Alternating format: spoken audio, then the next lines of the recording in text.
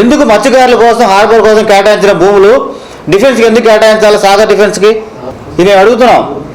లోకేష్, నేను చెప్తున్నాను, లోకేష్ బీదా రవిచంద్ర వీళ్ళిద్దరూ కుట్ర పన్ని మత్స్యకారులను డైవర్ట్ చేయడం కోసం ఆ రోజు 27వ తారీఖున లోకేష్ వచ్చి సాగర్ డిఫెన్స్కి శంకుస్థాపన చేస్తే సరిగ్గా 3 రోజుల తర్వాత మీకు మళ్ళీ చెప్తున్నా, లోకేష్ పర్యటన అడ్డం పెట్టుకొని ఈ బోట్లు ఎట్లా విడిపించాలనేది మీకు కూడా అర్థం కావాలా.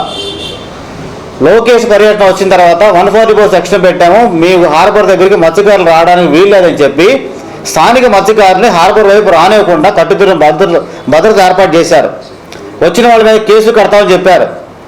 అప్పుడు మాకు సందేహం వచ్చి లోకేష్ వస్తున్నాడు, ఇక్కడ హార్బర్, ఇక్కడ ఏదో డిఫెన్స్ కంపెనీ అంటున్నారు, ఇది మేము హార్బర్ కేటాయించిన ఇచ్చుకున్న భూములు, ఇది మాకు చెందాలి, వేరెవరికి ఎట్లా ఇస్తారు, ఇక్కడ డిఫెన్స్ కంపెనీ లాంటివి వస్తే మాకు వేటపరంగా భద్రతా చర్య పరంగా మాకు అనేక సమస్యలు వస్తాయి, ఇక్కడ వద్దు అని చెప్పి మేము ముక్త ఖండంతో మేము వ్యతిరేకిస్తుంటే ఇది ప్రభుత్వం గ్రహించి లోకేష్ వచ్చే సందర్భంలో 144 సెక్షన్ పెట్టి 2-3 రోజుల వరకు ఎవరు నిలవకుండా చేసింది. ఇదే సమయంలో కోటయ్య స్థానిక మత్స్యకారుడిని నయాన భయాన భయపెట్టుకుని లోపరుచుకుని మీరు చెప్తున్నా అందరూ బిఎంఆర్ బీదా మస్తాన్రావు అంటున్నారు. మస్తాన్రావుతో పాటుగా కీలకంగా ఉన్నది తమ్ముడు బీదా రవిచంద్ర ఉన్నాడు. రవిచంద్ర నడిపించింది లోకేష్.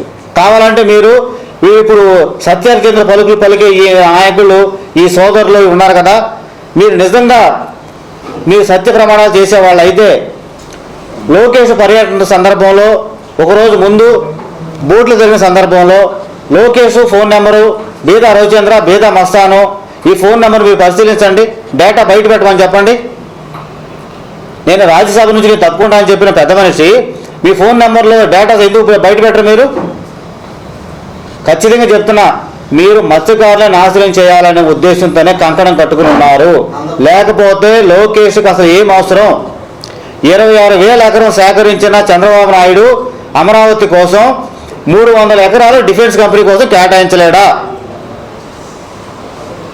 ప్రపంచంలోనే ఎక్కడా లేని ల్యాండ్ పూలింగ్ యాక్ట్ తెచ్చాము, ల్యాండ్ పూలింగ్ స్కీమ్ కాదు ఇది యాక్ట్ అని చెప్పి కొండ బద్దలు కొట్టి డంకాలు కొట్టుకుని చంద్రబాబు నాయుడు సాగర్ డిఫెన్స్ కంపెనీకి 300 ఎకరాలు సేకరించలేకపోయాడంటే సిగ్గుచేటు.